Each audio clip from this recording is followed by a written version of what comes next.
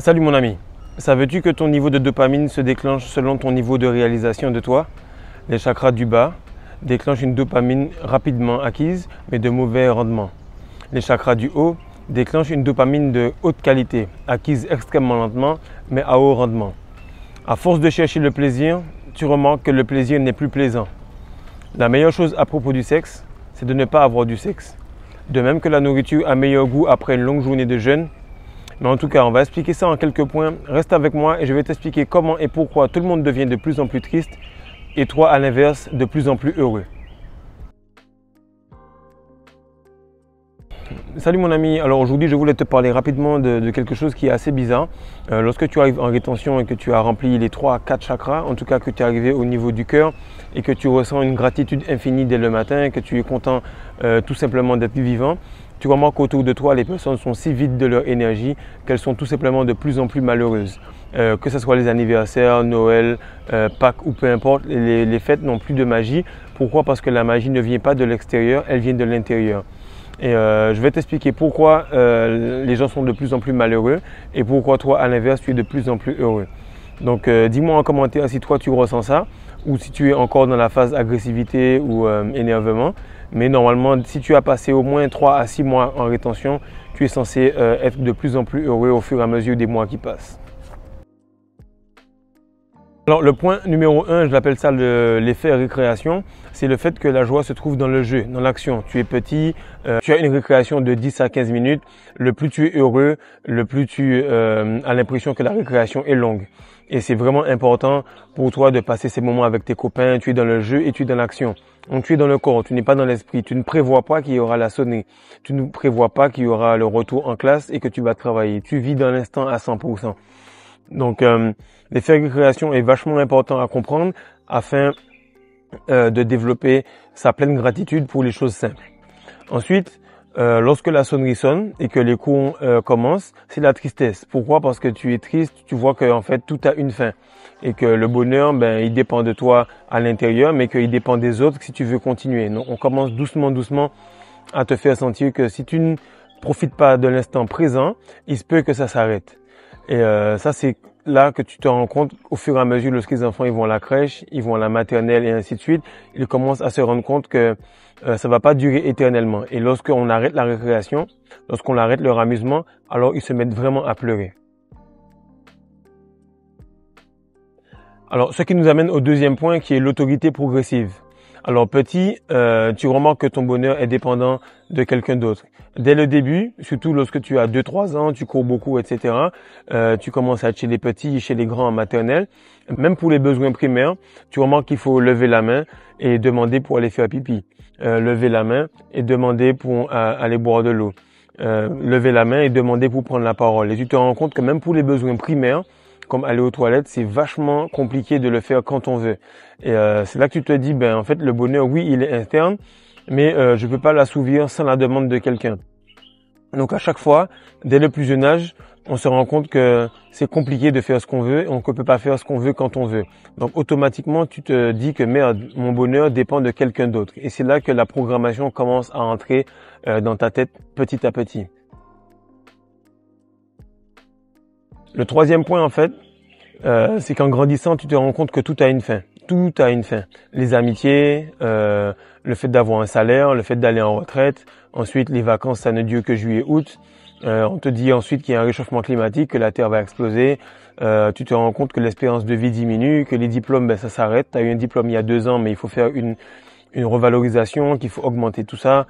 Tu te rends compte que la religion te dit qu'il y a une fin du monde. Le réchauffement climatique te dit qu'il y a une fin du monde. Et là, tu commences à comprendre que c'est bizarre. Il y a un nouvel ordre mondial d'un côté, il y a un grand reset de l'autre, et ensuite il y a les religions qui te disent qu'il y a un grand chamboulement. Et là, tu commences à comprendre que la programmation, elle est globale, et que dans tous les cas, il y aura une fin. Et toi qui es en rétention, tu te rends compte que non, il n'y a pas de fin, il y a des cycles. Et c'est là que tu commences à être heureux parce que tu n'es pas bloqué dans la matrice, mais tu vois que la matrice aura une fin, elle, mais ce ne sera pas la fin du monde, ce sera la fin d'un monde. Donc, c'est pour ça que j'insiste tout le temps sur le fait de faire du journaling, de comprendre les choses comme un grand puzzle. Si tu vois que tout ce qui existe sur cette terre mène à une fin, cela veut dire que c'est fait pour te manipuler. Celui qui t'enseigne a toujours une raison de te manipuler. De la même manière, tu dis à ton enfant, s'il ne mange pas de légumes, il ne va pas grandir. S'il ne mange pas ses légumes, il n'y aura pas de dessert, etc. La manipulation est la même. Et le moins ton enfant sait, le plus de choses tu peux lui manipuler. Donc il n'y a pas de bien ou de mal, il y a une différence entre ignorance et connaissance, et des personnes qui sont entre les deux, qui utilisent la manipulation par rapport aux règles de l'univers. Le point 4, c'est vraiment le point où tu te réveilles, tu découvres la rétention. Cela change ta perception. Tu remarques que tout n'a pas une fin, mais un cycle. Tu réalises qu'il n'y a pas qu'un seul schéma, que en fait, on peut être heureux sans l'appel ou la demande de quelqu'un d'autre. Tu comprends que oui, il y a une entité au-dessus de toi, mais que cette entité-là n'est pas dépendante de ton bonheur. Que tu dois travailler, tu dois bosser pour progresser chaque jour. Tu te rends compte également que ce n'est pas en mettant ton corps dans le corps de quelqu'un d'autre que tu seras heureux, que le bonheur vient de toi-même. Et c'est alors là que tu seras heureux, que tu auras des personnes de vibration équivalentes. Donc, lorsque toi tu vas à la mosquée, à l'église ou peu importe, tu te rends compte que c'est pas l'imam, c'est pas le pasteur, c'est pas cette personne-là qui te rend heureux, mais c'est toi-même en faisant les tâches jour après jour. Ce n'est pas le coach sportif qui te rend heureux, il te dit quoi faire, mais c'est toi qui fais le miracle de bosser sur toi-même. De la même manière, je peux te dire tout ce que je veux dans les vidéos, si tu fous rien, automatiquement la rétention n'est pas une baguette magique. Donc, c'est à ce moment-là que ça casse cette demande extérieure pour être heureux. Ensuite, tu ne crains plus les autorités, mais tu vois plus les énergies derrière le badge, derrière le képi, derrière l'uniforme. Tu sors des croyances attristantes de tout ce qui est fin du monde et de tout ce qui cassait ton espoir. Tu comprends en fait le tantrisme. Le tantrisme, c'est une vague d'énergie et c'est un cycle d'énergie. Et tu comprends que même pour l'orgasme, il n'y a pas de petite mort. Non, tu peux rester et perdurer dans cette énergie-là pendant 2 heures, 3 heures, 4 heures, aussi longtemps que tu le désires. Pourquoi? Parce que c'est toi qui décides s'il y a une fin ou s'il y a une continuité. Et non seulement à la fin du rapport, tu ne t'arrêtes pas parce qu'il y a eu un orgasme, mais tu peux avoir un orgasme que tu veuilles ou pas. Et c'est ça que la rétention t'inspire et t'explique, c'est que la nature a 2 penchants. Elle a un penchant de mauvaise dopamine, comme on l'a dit au début. McDo, grand goût, mauvaise dopamine. Avec l'inverse des légumes, goût moyen, voire dégueulasse, mais avec bonheur et meilleure énergie sur le long terme. Donc c'est très important de le comprendre qu'il n'y a pas spécialement de fin. Il y a une fin de cycle. Et je vais le répéter encore, il y a une fin du monde. Il y a une fin de ce monde que tu connais, mais c'est pas la fin du monde. Donc c'est la fin de monde, mais pas la fin du monde. Ce qui nous amène enfin au 5e point, c'est qu'en réalité, tu es heureux parce que tu comprends que ce n'est pas la fin du monde. C'est la fin du monde que tu as connu. C'est la fin du monde basée sur le lust, sur le sexe, sur les envies, sur la consommation. C'est la fin du monde basée sur les croyances. C'est la fin du monde où on sépare ton cerveau de ton corps. C'est pour ça qu'en fait, tu as eu beaucoup de croyances pendant longtemps et tu as remarqué que ça ne matchait pas avec ton corps. Donc, le code de Dieu qui est le corps ne matchait pas avec la programmation mondaine que tu as eue. C'est pour ça que automatiquement, lorsque tu connectes les deux, que tu vois les résultats de la rétention versus les croyances que tu as, tu vois les résultats de ton corps qui amènent des bonnes vibes dans ton cerveau. Tu fais un bon sport et tu te sens automatiquement bien. Donc tu es heureux parce que tu as pu reconnecter l'entièreté de ton corps avec ton cerveau. Il n'y a plus de croyances. Maintenant tu sais. Tu ne crois pas en Dieu, tu connais Dieu. Tu ne crois pas en toi, tu te connais. Et c'est là la vraie différence de pourquoi tu deviens heureux et les autres deviennent de plus en plus malheureux. Parce qu'il y a un décalage entre la réalité et ce qu'on leur a enseigné. De la même façon que nous avons compris de nombreux sujets grâce à l'étymologie des mots, on remarque que les propos d'Emmanuel Macron font beaucoup de sens. Comme quoi il dit « la bête de l'événement est là ».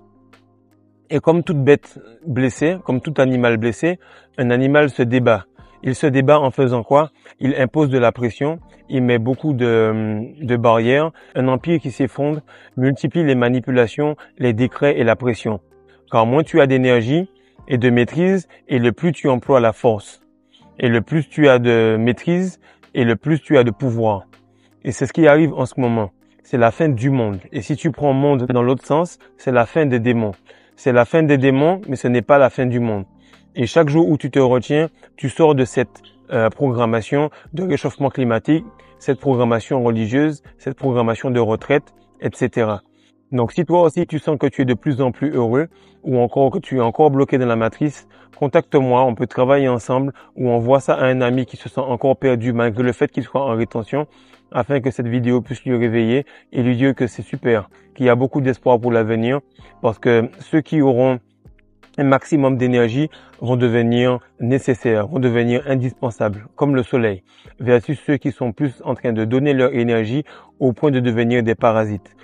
Car la Terre va faire un nettoyage de tous les parasites, de tous ceux qui consomment plutôt que ceux qui produisent. Donc mets un j'aime, partage et dis-moi toi aussi si tu crois en cette fin du monde ou si tu crois en la fin du monde. Peace.